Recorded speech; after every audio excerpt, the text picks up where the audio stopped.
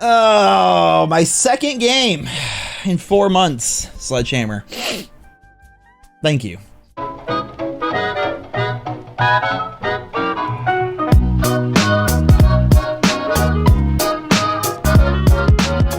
Ladies and gentlemen, welcome back to the channel and welcome back to Call of Duty Vanguard. Believe it or not, I played Vanguard today. For the first time in 4 months, I booted up Vanguard. I wanted to try out Season 4. I wanted to see what has changed between day 1 of Season 2, which was the last time I played, and now. So we had all of Season 2, all of Season 3, and now we're here in Season 4. As you can see, we're playing on USS Texas, and of all the maps, Sledgehammer, to bring back from World War II, you brought back USS Texas. There's only a couple of changes, like it's still pretty faithful to the original, but of all the maps, man, Ardennes Forest, London Docks, like Valkyrie even, there's so many great maps in that game, but they chose USS Texas, which is pretty interesting. But I want to see how the game was. I want to see what had changed. And you guys saw there at the very beginning, not a whole lot.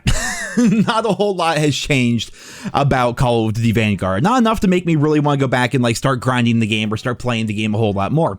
Obviously, there's a lot more weapons, which I have to earn doing annoying challenges, like getting 3 slide kills in 15 different matches, getting 10 hipfire kills in 15 different matches, doing all sorts of stuff like that to unlock new weapons. But aside from the new guns, I mean, there's a couple new maps, and that's about it. Like, the game itself has not really evolved from Season 2 all the way to Season 4, and that encompasses like 4 months, something like that. Like, the game itself is, I saw an exclusive Ace video, and he brought up, like, have they given up on Vanguard? And I think they may have, at least to an extent. I think they have some plans for what they want to do for the remaining seasons, and what maps they want to create, and what maps they want to bring back, and weapons they're going to be adding to the game. But I think in general, they know that Modern Warfare 2019 is going to be a 2-year game. They know that with Warzone 2, the original Warzone is basically going to become irrelevant. Therefore, all the weapons that we have here in Vanguard, even games like Modern Warfare 2019 and Black Ops Cold War, those are also going to become irrelevant. The camos are not going to carry over, which I think they should, but the camos aren't carrying over, the weapons aren't carrying over, none of the stuff is carrying over. So for all intents and purposes, when Modern Warfare 2 comes out, you know, Vanguard's gonna be dead in the water. It's just gonna be another game put on a list of games that have been essentially forgotten by the Call of Duty developers and subsequently the Call of Duty community. Now, that's not to say that the game is not necessarily fun. I mean, skill-based matchmaking is still rampant, however. I mean, the game itself does have that core gameplay loop, which is interesting. It's fun to play COD, it's fun to get your kill streaks, but there's still so many core problems that just turn me off the game. Like, for example, the game still crashes a bunch. I had 3 crashes today in a 3-hour stream. That's pretty sad. The counter UAV still countering every other streak in the game, despite the fact that it's like a 4-kill streak, 3-kill streak, something ridiculous like that. The combat record still doesn't work. And skill-based matchmaking, I'm not 100% sure it was the right person, but the people I was playing with were pretty convinced, but apparently we were playing with an actual pro player. And I suppose you guys can let me know if this is actually him or not, but if it is, I haven't played the game in 4 months and you're putting literal pros in my lobby with skill-based matchmaking, like, what's going on here, man? I don't get it. I really don't. The multiplayer, it's whatever. It's like I talked about in previous videos. I'm checked out. I am checked out of Call of Duty Vanguard. I might continue to go back every season and see what the new maps are like and maybe try out a couple of things here and there. But I have no desire to grind this game, knowing that everything I do in the game is, 1, going to be tedious, and B, is going to be irrelevant when Modern Warfare 2 comes out, which is right around the corner. I mean, the alpha is going to be coming, the beta is going to be coming. That's all going to be cool. And then, of course, Modern Warfare 2 is going to be a 2-year game. Therefore, the stuff you do is actually going to matter. The stuff in Modern Warfare 2 is also going to tie into the new Warzone update with Warzone 2. So that's going to be interesting as well. And basically, right now, Vanguard is kind of just that in-between game. It's that game that you can play and just mess around with and have fun with if you don't take it too seriously, just to kind of get yourself ready, I suppose, for Modern Warfare 2. Because chances are the gameplay systems are going to be pretty similar, all things considered. Though I would like to mention that NerosCinema, my goodness, guys, this came out today, so I know I normally focus on multiplayer, but this came out and it's round-based, right? It's a proper zombies map. 8 months into the Vanguard life cycle, we were all so stoked going into this game because they announced that we were going to have Treyarch zombies. We had Cold War zombies, which was awesome, and now we have Treyarch returning for Vanguard with World War II style zombies. It's going to be cool, right? And yeah, we all know how that turned out, but I will say, NerosCinema is freaking awesome. So much fun. So what they did is they actually added created an area between two of the locations that is called the dig site. And at the dig site, you have Pack-a-Punch, which that fixed a problem that Shinonuma had with its design way back in the day of World at War. Shinonuma predated Pack-a-Punch. The only World at War map that had Pack-a-Punch was Darice, which was the final map of that game.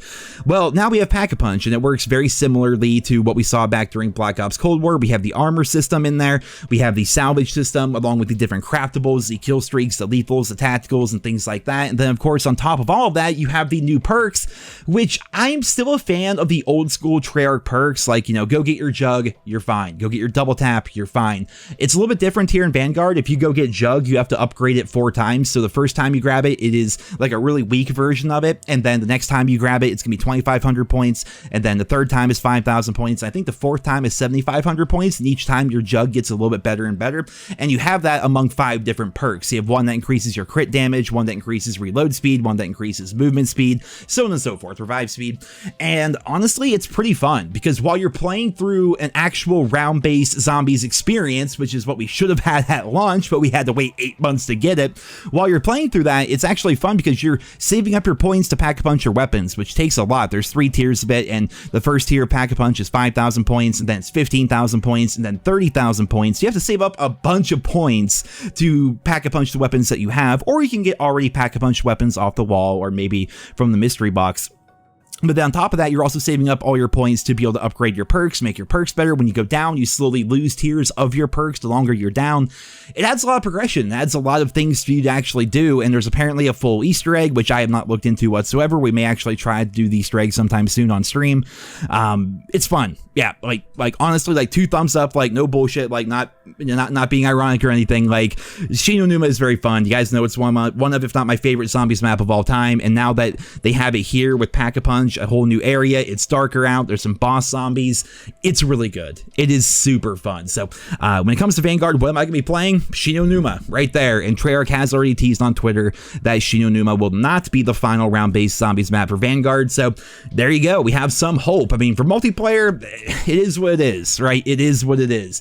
But if you're someone that still likes to play Vanguard and you're kind of bored of playing the older games, you want to play new content, experience things like that, well, I mean, quote-unquote new content with Shinonuma, you have zombies, and apparently more round-based zombies content will be coming to Vanguard in the future before Modern Warfare 2, and who knows, maybe they have a couple tricks up their sleeve, and maybe they're going to be releasing more zombies content during the Modern Warfare 2 life cycle. As of right now, that's not confirmed. We have no idea. That is just complete speculation, but I think it would be pretty cool, and as always, I would love to hear what you guys think down there in the comment section below. What do you think of Season 4 here for Call of Duty Vanguard? Have you tried out Shinonuma, and what about that new Warzone map, Fortune's Keep? I saw a pretty interesting Easter egg where you have to go grab wine bottles and place them on a shelf and it opens up a secret room. Man, if only they put that much effort in the multiplayer. That one little Easter egg on the new Warzone map is like way more intricate and interesting than anything they've done in multiplayer in Vanguard pretty much since launch. But as always, guys, I'll be here with you every step of the way as more updates and as more news comes out. But for right now, that is all for this video. I hope you enjoyed it. Leave your thoughts and feedback down there in the comments, and I hope you guys all have a wonderful day.